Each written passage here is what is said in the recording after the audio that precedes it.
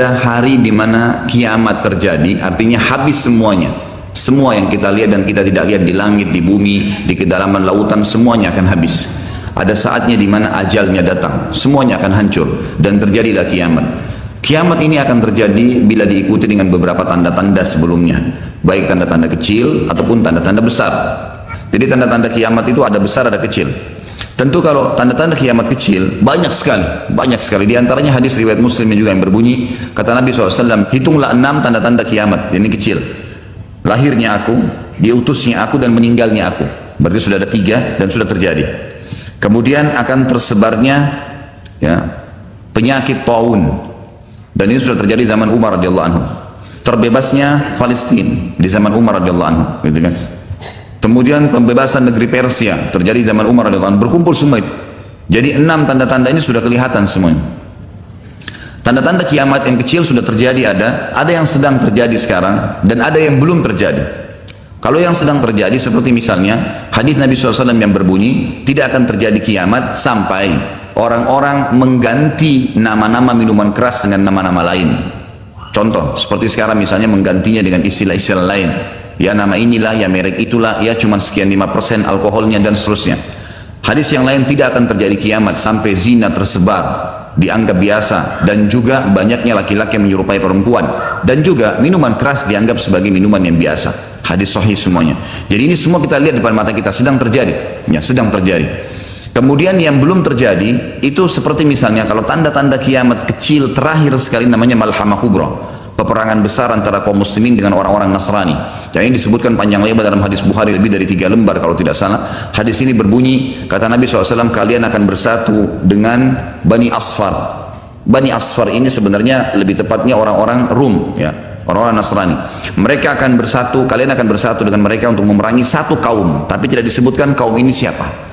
Yang jelas kita akan bersatu satu waktu dengan kelompok-kelompok Nasrani ini, kemudian kita bersatu memerangi satu kaum. Allahu alam siapa mereka. Sebagian ulama beristihad mengatakan komunis, ada yang mengatakan kapitalis, dan segala macam istilah, tapi kita beriman bahwasanya itu akan terjadi.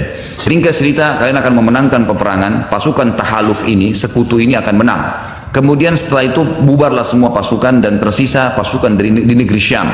Dan dari hadis ini juga ulama sekarang mengatakan kasus Syria ini akan berakhir dengan sendirinya, karena memang hadis ini menjelaskan adanya ketentraman di negeri Syam, ya, sebelum terjadi tanda-tanda kiamat besar.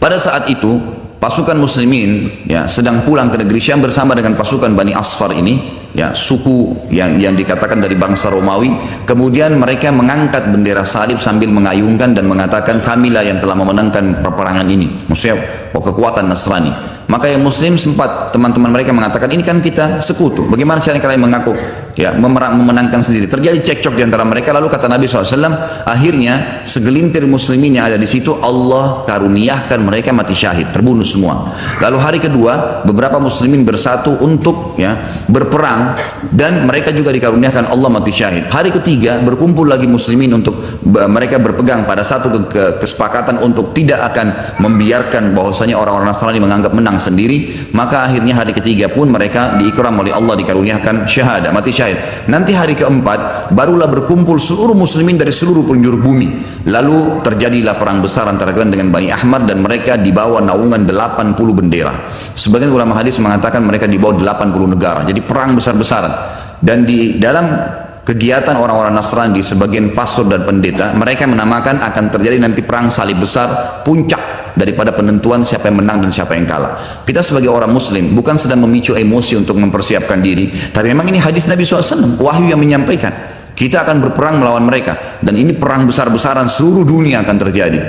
Maka kalian pun akan berperang, tapi tidak disebutkan waktunya berapa lama, sampai pasukan kalian menembus wilayah Rum dan kalian berhasil menjebolkan temboknya dengan takbir dan tasbih, berzikir. Dan tembok ini sebagian ulama mengatakan adalah Vatikan, karena memang satu-satunya markas orang-orang Nasrani yang menggunakan pintu gerbang. Kalau dibuka dianggap ada sebuah keputusan penting, kalau ditutup berarti sudah segala macam, ya, yang mereka kultuskan sekarang. Temboknya itu akan rubuh dengan takbirnya muslimin. Sebagian ulama hadis mengatakan karena banyaknya jumlah pasukan sampai akhirnya suara mereka begitu bergemuruh dan akhirnya meruntuhkan tembok itu. Allahu a'lam, itu makna hadis. Kemudian pada saat itulah syaitan, iblis menjelma jadi manusia, lalu teriak di tengah-tengah pasukan muslimin berkata, wahai muslimin, Dajjal sudah keluar di tengah-tengah kalian. Dajjal sudah keluar di tengah-tengah kalian. Maka teriakan ini membuat pasukan muslimin, mereka tahu benar pada saat itu hadis Nabi SAW yang berbunyi, diriwayatkan Imam Bukhari Muslim, kalau kalian dengarkan Dajjal keluar di satu lokasi, maka selamatkanlah diri kalian walaupun ke gunung-gunung, gitu kan. Janganlah seseorang dari kalian berkata imannya kuat lalu dia sengaja menemui Dajjal, akhirnya dia menjadi pengikutnya. Jadi para mujahidin tahu masalah itu. Mereka bukan tidak berani, tapi mereka mengikuti sabda Nabi SAW. Maka mereka pun akhirnya pada pulang masing-masing. Kata Nabi SAW, mereka pun bubar ke wilayah masing-masing. Pada saat mereka tiba di wilayahnya, ternyata Dajjal tidak ada. Itu berita dusta. Dan pada saat itulah Dajjal keluar. Pada saat itulah Dajjal keluar. Dan Dajjal adalah tanda-tanda kiamat besar yang pertama. Tanda-tanda kiamat besar yang pertama. Jadi ini akan terjadi. Ini sekaligus saya menitik beratkan, ya, tidak bolehnya sembarangan orang ngomong. Sekarang soalnya ada beberapa orang, semoga Allah berikan hidayah, menentukan tahun, ya, akan terjadi kiamat. Bagaimana caranya menentukan tahun ini? Ini tanda-tanda depan mata kita masih ada yang belum terjadi. Dan ini peperangan besar seluruh dunia. Ini nggak main-main. Ini bukan perang 1-2 hari. Ini peperangan yang besar sekali, gitu kan? Jadi Allahu a'lam kita masih menemukan atau tidak. Tapi yang jelas menurut tanda-tanda sekarang kita masih ada di fase-fase tanda-tanda kiamat kecil yang sedang terjadi. Tapi kita menyampaikan, gitu kan? Yang jelas ini sesuatu yang masih Allahu a'lam. Berapa lama? Bukankah banyak orang menebak-nebak tahun 2000 sekian akan kiamat, 2000 sekian akan kiamat. Ini semua dari mana? Kita punya kiai dan guru kita Nabi Muhammad SAW menyampaikan kepada kita tanda-tandanya ada. Sebelum terjadi tanda-tanda itu tidak akan terjadi kiamat.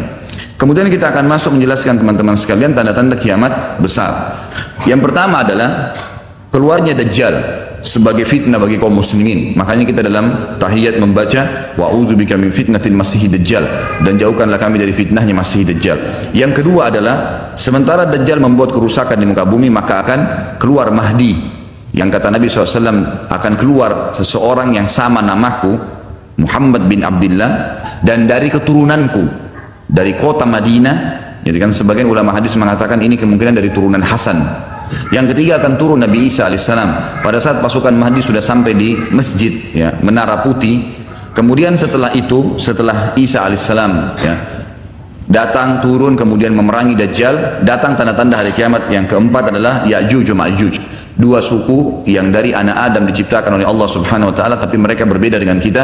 Mereka sangat beringas, memakan semuanya, dan mereka akan membuat kerusakan, membunuh semua yang ditemui. Kafir, beriman, tidak ada urusan. Selain mereka akan dibunuh. Ringkas cerita, mereka akan buat kerusakan dan Allahu a'lam berapa lama di situ. Dan mereka akan mati bukan dengan peperangan dengan kaum mukminin, tapi dengan doa Isa alaihissalam yang berdoa lalu Allah matikan mereka dengan satu kali mati. Kemudian Isa alaihissalam pun berdoa kepada Allah agar dihilangkan jenazah mereka karena seluruh bumi ini dipenuhi dengan jenazah mereka.